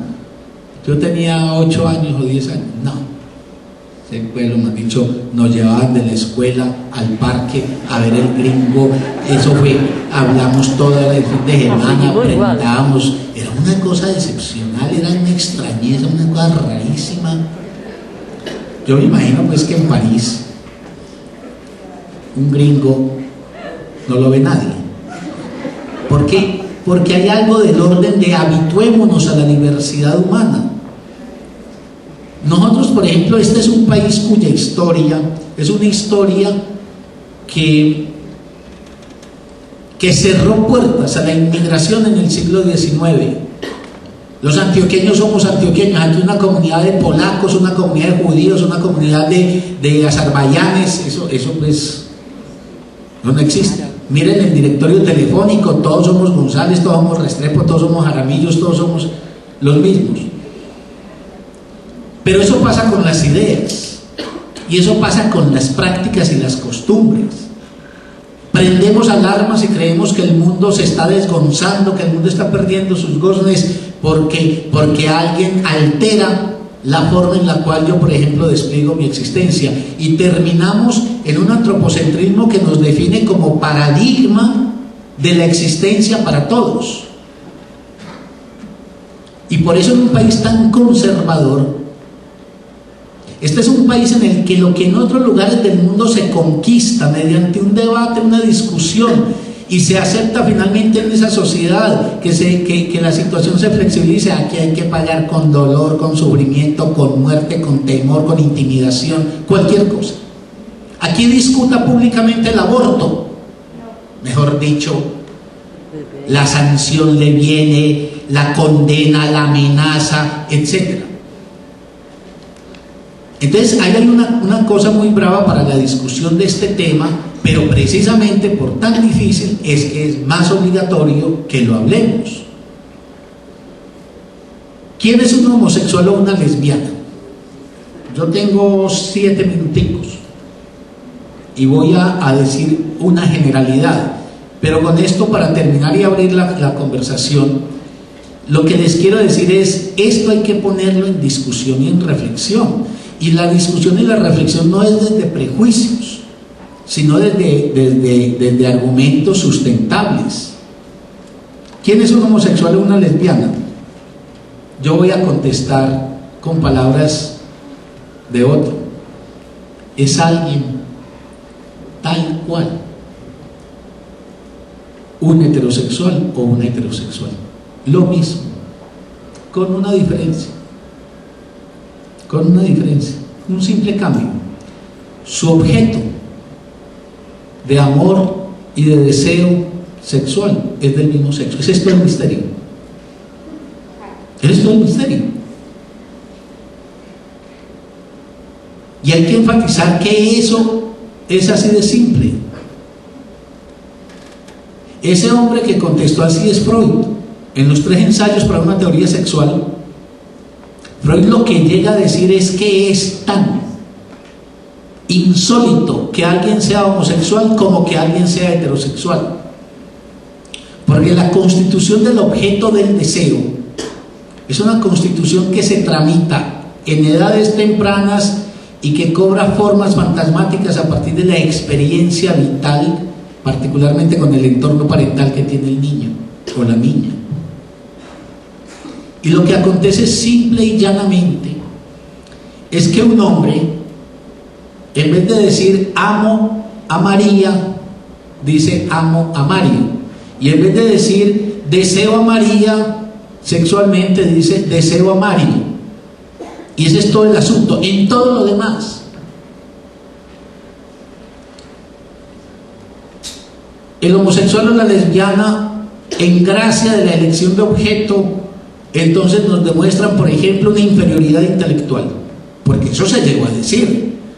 Eso yo no sé, este procurador que vive en la Edad Media, cuándo nos lo va a venir a recordar, pero eso se llegó a decir durante mucho tiempo, que la homosexualidad era una forma de atrofia de la naturaleza humana tal que eso incluso terminaba generando, por ejemplo, o mecanismos de idiotez o en todo caso empobrecimientos espirituales. Lo que pasa es que la saga de homosexuales o de lesbianas inmensas o inmensos le quitaron ese argumentico de la boca a cualquiera. Si yo digo Virginia Woolf, no me pueden venir muy fácil a decir o Vita Sackeville o siga pues la lista, o por el otro lado digo Oscar Wilde o digo Marcel Proust. Digamos, el mentis es inmediato para quien está pronunciando ese argumento. Un homosexual o una lesbiana, por principio, es que es un ser que está perdido completamente de su control, porque es que el término homosexual es eso, hombre sexual. Y yo hablaba para esta conferencia con un amigo mío que es homosexual, que es un amigo, que es amigo de muchos de los que estamos acá. Decía que los santos se viven flagelando, que se flagelaban y se flagelaban para combatir el deseo, porque el deseo no les daba tregua. Entonces yo digo, este hombre tan empecinado, este hombre que sataniza, por ejemplo, a los homosexuales o a las lesbianas, este hombre que considera que la naturaleza se nos distorsionó, probablemente tenga algo que lo inquieta mucho desde su inconsciente. Y de verdad, aunque suene a psicoanálisis silvestre, que no se molesta uno más que cuando el espejo le devuelve lo que uno es y por alguna razón, formación moral o historia personal, no quiere ser. Nadie te enerva más que aquel que te muestra ante tus ojos, por ejemplo, tus defectos. Tener mal carácter, nadie te enerva más que el que tenga igualmente que vos mal carácter. Afecta la inteligencia, afecta el sentimiento, afecta la condición y la calidad humana, el sentido del respeto. Yo decía a ese amigo nuestro, un hombre tal cual que despliega su existencia con los mismos términos de cualquiera otro. Por eso, para cerrar y que abramos la conversación, yo diría, es de ahí menester, es de ahí absolutamente imprescindible y necesario que se abra un debate serio, concienzudo, profundo, sobre ese paradigma de la naturaleza como paradigma para regir la constitución y el despliegue de la condición humana. Y ese paradigma de la naturaleza, ese que dice que lo que pasa es que en la naturaleza un gato se aparea con una gata y de ahí la descendencia de gatitos, y que entonces sí tendría que ser esto entre los seres humanos, es desde donde se pueden entonces definir conceptos de normalidad sexual. Y la palabra normalidad sexual es una palabra alusiva a la norma, y la norma alusiva a lo que debe ser. Freud, que se planteó con mucha profundidad la pregunta, ¿qué es lo que se puede definir como patológico? Freud dice, lo patológico no se define desde una norma. Lo patológico se define en la relación del sujeto con respecto a sí mismo en función del síntoma, la inhibición o la angustia. Yo puedo ser heterosexual y puede ser que la emergencia del objeto, por ejemplo, de una mujer en su desnudez me inhiba o me angustie o me abra, por ejemplo, a una expresión sintomática, he ahí. Y yo deseo, por ejemplo, ese encuentro sexual, pero hay algo del orden de la impotencia que me impide ese encuentro, entonces he ahí. El orden enfermizo es el desajuste del sujeto con respecto al propio despliegue de su goce, cuando ese goce tiene que ver con un objeto deseado. No es un patrón de exterioridad que dice, esta es la media, desde donde hemos entonces de medir quiénes se salen de ella. Eso hay que debatirlo, porque en mi opinión hay que luchar, y la palabra en este país, que es un país de tanto combate y tanta guerra, tiene que gerencia, hay que luchar, en mi opinión, a partir de un debate centrado en esas dimensiones de qué quiere decir la naturaleza en el ser humano y qué quiere decir el concepto de normalidad. Hay que luchar por la superación de todo obstáculo discriminatorio y por la plena aceptación y el pleno respeto del hecho homosexual y lésbico, pues obviamente, y el respeto por el hecho homosexual y lésbico en toda la amplitud de esa humana expresión que es tan humana como la de los heterosexuales. Esas familias, queda pues en el tintero también el problema, por principio, así como un maestro homosexual por principio no tiene ninguna afectación negativa sobre un niño, o una maestra lesbiana no tiene por principio ninguna afectación negativa sobre un niño o una niña.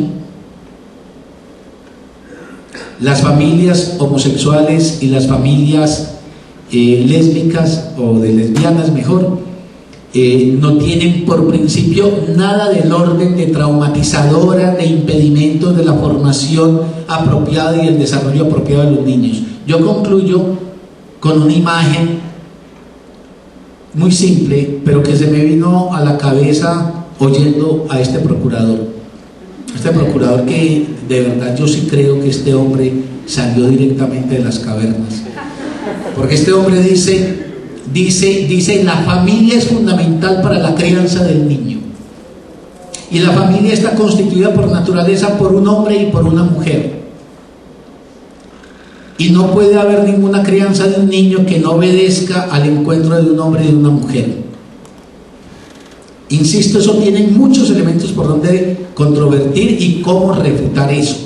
Pero yo digo, pero este tipo y los áulicos de él no se percatan de que en este país, que es un país que es como es en buena medida por gente como él, que tiene 4 millones de desplazados, que tiene un sinfín de víctimas, de mujeres viudas o de hombres viudos que han tenido que levantar una progenie solos.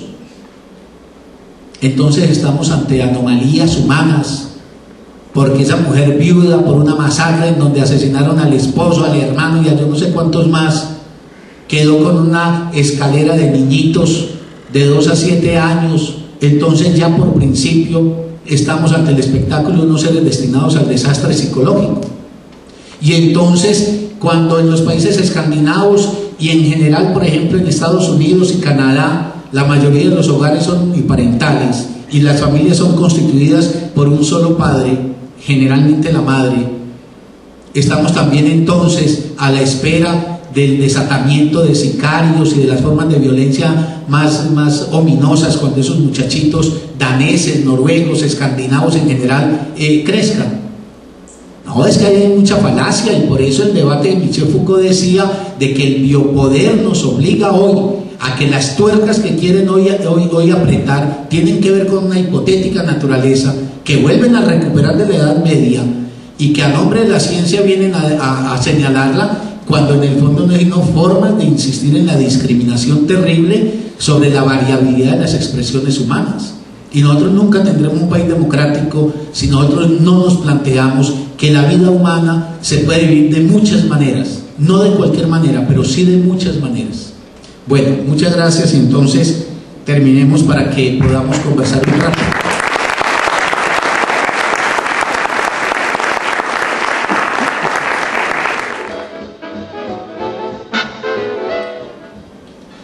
A ver, un poquito en plan también de anuncio. Nosotros en la corporación tomamos la decisión, como esta es ya la conferencia número 38, de escribir estas conferencias. Entonces yo estoy en plan de redactar las 14 primeras, y su plan de conclusión está para la última semana de julio, y yo me imagino que los trámites de edición, en fin, nos llevarán 2 o 3 meses. Y lo digo porque ahí precisamente Santiago, hay una conferencia que se dio en ese primer ciclo que lleva por título una expresión muy bella de Marcel Proust, y es: el amor es esa enfermedad de la que no quisiéramos curarnos nunca. Lo que pasa es que la palabra enfermedad no quiere decir ahí patología.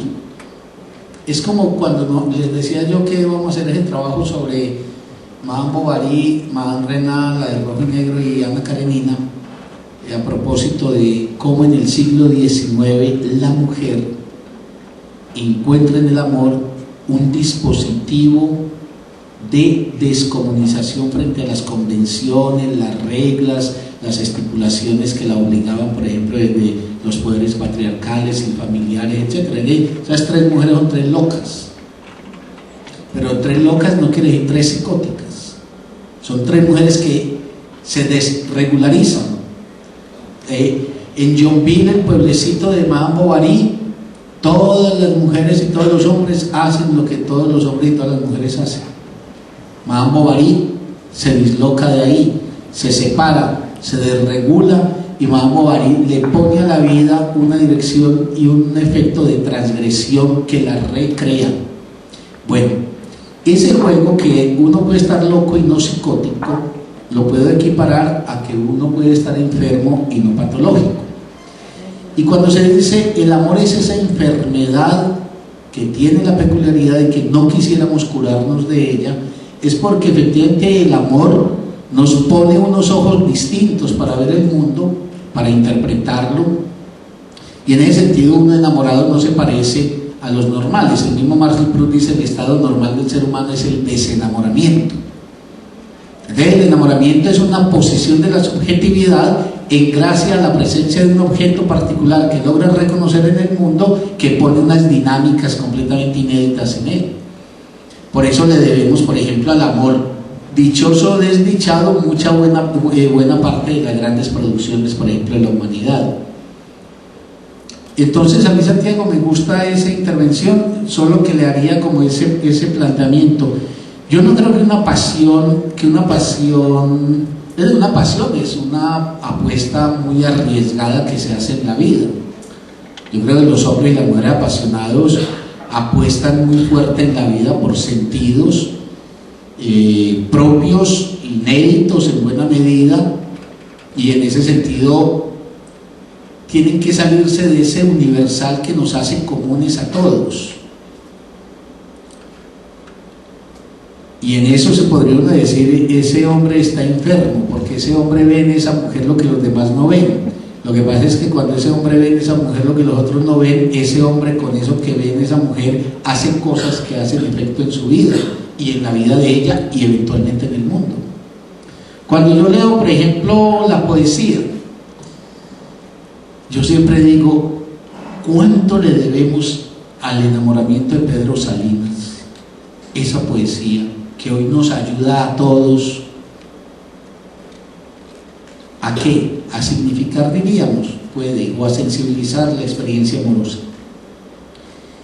Con Eduardo comparto, y estoy de acuerdo que faltó una expresión fundamental que tiene que hacer parte del análisis de cualquier modelo serio de nueva pareja, porque pues hubo cosas que no puede formular por el tiempo, pero Por ejemplo, en las alternativas que la humanidad está buscando, hay alternativas como eso que algunos llaman pareja abierta, pero hay otra forma que llama pareja libre, que tiene que ver con una pareja que, asumiendo el compromiso, porque yo creo que una historia compartida implica un compromiso, al mismo tiempo consigue generar una forma de relación que permite la libertad y el deseo.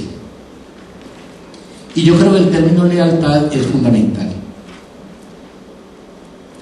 Para mí el ejemplo de la lealtad, yo no sé, Eduardo, si compartirás la acepción de la palabra, el ejemplo de la lealtad en su forma más lograda para mí es la pareja Sancho-Don Quijote, en el respaldo mutuo que se dan. Leal quiere decir que en ausencia del Quijote, Sancho se bate por el Quijote. En ausencia de Sancho, el Quijote se bate por Sancho. Lealtad es guardar la imagen y el valor del otro en ausencia del otro. Y yo creo que los vínculos humanos, sobre todo los vínculos que estrechan las relaciones en términos de amistad o de amor, reclaman la lealtad. Comparto también eso que vos decís del gran problema contemporáneo, el ejemplo de los padres. Yo hablaba ayer con un alumno mío, un muchacho de la Nacional, que me estaba contando un poco como las peripecias de su vida, y me decía que él acostumbraba a ir a un sitio donde se reúnen algunos muchachos de la universidad, y la opinión de él es que esos muchachos tienen mucho interés por la vida y tienen muchas ganas con la vida, pero los muchachos no tienen referentes que les ayude a encontrar un punto de orientación en la vida. Ojo lo que digo, yo estoy convencido que un mayor, un padre, un maestro o simplemente un ciudadano mayor no tiene que tomar de la mano un muchacho y llevarlo por el camino, pero sí, mi imagen, por muy repetida que sea, sigue siendo muy convincente para mí. Es que eso es como un faro. En las viejas navegaciones marítimas, los faros no obligaban a nadie a ir en ninguna dirección, simplemente le indicaban un punto de referencia para que se orientara. Cuando los mayores nos sustraemos frente a los jóvenes, cuando no tenemos una vida propia de la cual enorgullecernos, cuando no tenemos unos valores con los que nos identificamos y podemos mostrárselos a ellos, no para que ellos copien lo que somos, sino para que se puedan orientar, yo sí creo que los muchachos y las muchachas quedan de cierta manera librados a su buen destino. Eso que vos decís, en mi opinión, invierte el problema para dirigir la preocupación hacia esto. ¿Qué hemos hecho de la vida los mayores que no podemos ostentarla con orgullo, por ejemplo, ante los más jóvenes? Yo, cuando pienso en mi juventud y recuerdo maestros míos, 3 maestros que tuve en mi vida, siempre recuerdo hombres, porque los 3 fueron hombres en este caso, que mostraban su posición ante la vida con el orgullo de quienes habían tallado un camino en esa vida que valía la pena. Eso no me obligaba a mí a ser como ellos, me daba la indicación de que se podía tomar la vida en serio y vivir seriamente. Y por eso nosotros hemos dicho aquí, cuando estas muchachas de 15, 16 años, 18, 20 años miran hacia el horizonte en busca de mujeres con quien identificarse, no se encuentran hoy con Lobo Andrea Salomé, con Sara Berger, con Isadora Duncan, con Flora Tristán, no, se encuentran con la reina de belleza, se encuentran con la muchachita de la farándula. Entonces hay una crisis de la adultez con respecto a un compromiso vital de transferir generacionalmente formas de asumir la vida que le sirva a un joven para tomar eso como materia prima y construir su propio derrotero. Y yo sí creo que ese es un punto muy importante que tendríamos siempre que tener presente. Me gusta mucho lo que dice Marlene y lo comparto. Yo creo que el desconocimiento, mira, hay un planteamiento creo que es de Kafka, si no me falla la memoria. No, eso no es de Kafka, eso es de George Steiner, que dice: uno conversa con el otro para tratar de saber quién es uno. Uno va y habla con un amigo para saber quién es uno. y para encontrar un sentido a lo que uno no logra entender. Esa idea de que yo me sé a mí mismo porque cierro los ojitos y me pongo a... No. La paradoja del ser humano es que el ser humano no se sabe a sí mismo sino sabiendo de él. Uno sabe, por ejemplo, vos estás atravesado por un problema con el amor, es leyendo a Madame Bovary, es yendo a hablar con Flaubert, o más bien que con Flaubert con Madame Bovary, es hablando con un amigo. Uno no habla porque tiene las cosas claras, uno habla para obligar a entender lo que uno vive o incluso lo que uno piensa, porque es que el otro es el que le devuelve el efecto de interpretación a uno. Y yo comparto por eso que el desconocimiento que se tiene cuando se dice que nos separamos por el desconocimiento que nos embarga, porque lo desconozco y me desconoce, eso lo que está señalando es que no se conversa. Y cuando no se conversa somos extraños, pero no extraños ante el otro, sino extraños ante nosotros mismos. Porque es que yo siempre digo que la conversación es la forma cotidiana que tenemos los hombres y mujeres comunes y corrientes de pensar la vida. Lo que pasa es que no se puede asociar conversación con charlatanería o con un juego de información que va y viene, sino con esa cosa seria y maravillosa que tenemos los seres humanos de poder comprometernos con un objeto que es enigmático y que en el tejido de la palabra entre uno y otro eso se va descifrando. Por eso es que yo siempre digo, conversar es una de las fiestas humanas. Y por eso la vivencia de la conversación es la vivencia de algo que lo arrebata a uno y el tiempo te vuela, y la vivencia de que ese tiempo se vivió a plenitud. Lo que te está diciendo es que algo descifraste de algo que estaba desconocido por vos. Y yo sí creo, no en ese sentido que dicen los consejeros matrimoniales, yo creo que hay que recuperar para la humanidad el don de la conversación, para el vínculo de los amigos, para el vínculo de los amantes, para el vínculo de los ciudadanos, para la relación entre la sociedad civil y el Estado, para la relación entre los alzados en armas y el Estado, etc.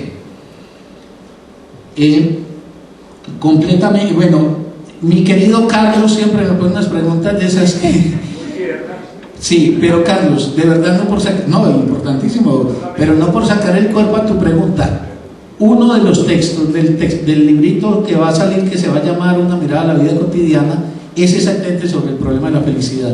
Eso lo podemos conversar y yo te paso, si querés, antes el material 5. Ahorita hablamos a la salida. Bueno, y lo ultimito son dos cosas. Una, lo de Bernardo sobre el ciberamor. Gran tema. Hay un evento, Bernardo, en septiembre aquí en Medellín que tiene exactamente ese tema. Yo no sé si vos lo conocías. Ese tema, ahorita te lo comento. Yo tengo ahí una intervención precisamente sobre ese asunto, porque hay que tratar de entender nuevas lógicas probablemente del encuentro humano y de la significación humana, o nuevos desvaríos que también se pueden estar produciendo o simultáneamente.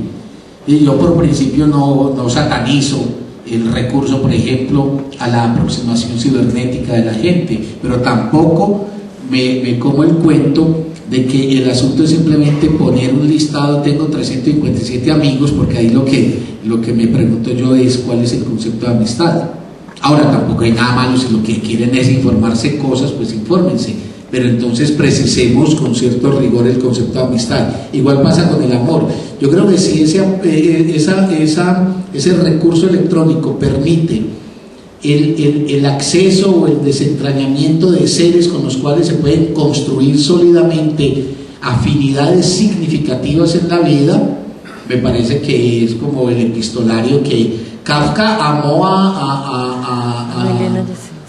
Felice Bauer a la distancia, amó a Milena Jesenska a la distancia. La mediación de él no era correo electrónico, sino que era la correspondencia, pero era una correspondencia que tejía un poco en la misma línea de Marlene la conversación, y entonces en la conversación se perfilaban las singularidades de seres que se iban volviendo el uno para el otro tan importantes y significativos que llega un momento en que urge la presencia física, etc. Y el último asunto es para lo que dijo Daisy, completamente de acuerdo, y siquiera lo mencionaste. Yo ayer leía un ensayo de un tipo, un español, hablando de que es que esta carraca, pues, que el amor, que la familia, y que se nos están olvidando. Vos podés construir un modelo de familia del orden que fuere, nuclear o del orden que fuere, que la libertad, que el deseo, que el respeto, que la autonomía, en una sociedad en la que pululan los tugurios, en la que la degradación material se traduce también en una degradación moral e intelectual. Es decir, cuando en una, por ejemplo, decía, en una chabola de 25 metros viven 12 personas, y una de las niñas de esa casa queda embarazada, y entonces el amante de ella, que es un tipo que se aplica heroína, va a vivir allá. Es decir, vos puedes pintar los pajaritos de oro de cómo debería ser la humanidad, etcétera, pero si vos no tenés el soporte concreto y material efectivo, donde la vida se dignifica en lo material. Es que a mí, y vuelvo a decir que con respecto, a veces me parece muy preocupante los discursos de ciertas psicologías y de esas variantes de la superación personal, y eso es como que si yo vivo en un tugurio, nazco en un tugurio, me levanto en un tugurio, vivo en un tugurio, yo soy dueño de mí mismo y soy responsable de mí mismo. No, mira, la vida tiene que ver, claro, con decisiones de un sujeto, pero un sujeto posicionado por las condiciones de posibilidad que le da también la sociedad. Es que lo otro es entregarnos un poco a la resignación de que cada cual se las arregle, porque finalmente todos estaríamos como en igualdad de condiciones en un hipotético concepto de direccionamiento de la vida que haría cada uno. Entonces yo sí creo que hay que, eso que vos dijiste tan sencillo, una familia, imaginemos una familia nuclear de un campesino, su campesina y 3 hijos, 4 hijos, que vienen con dificultades, con avatares, y un día llegan unos fascinerosos y liquidan, por ejemplo, al papá. Ahí hay un efecto, pues, que no podemos empezar aquí a plantear en términos únicamente de un ideal teórico de cómo debería operar una familia o la libertad o el deseo. Entonces me parece muy bien, Daisy, que hayas introducido ese elemento que a veces perdemos de vista, y es que todo esto siempre se erige en el contexto de condiciones muy concretas de orden social, político y económico.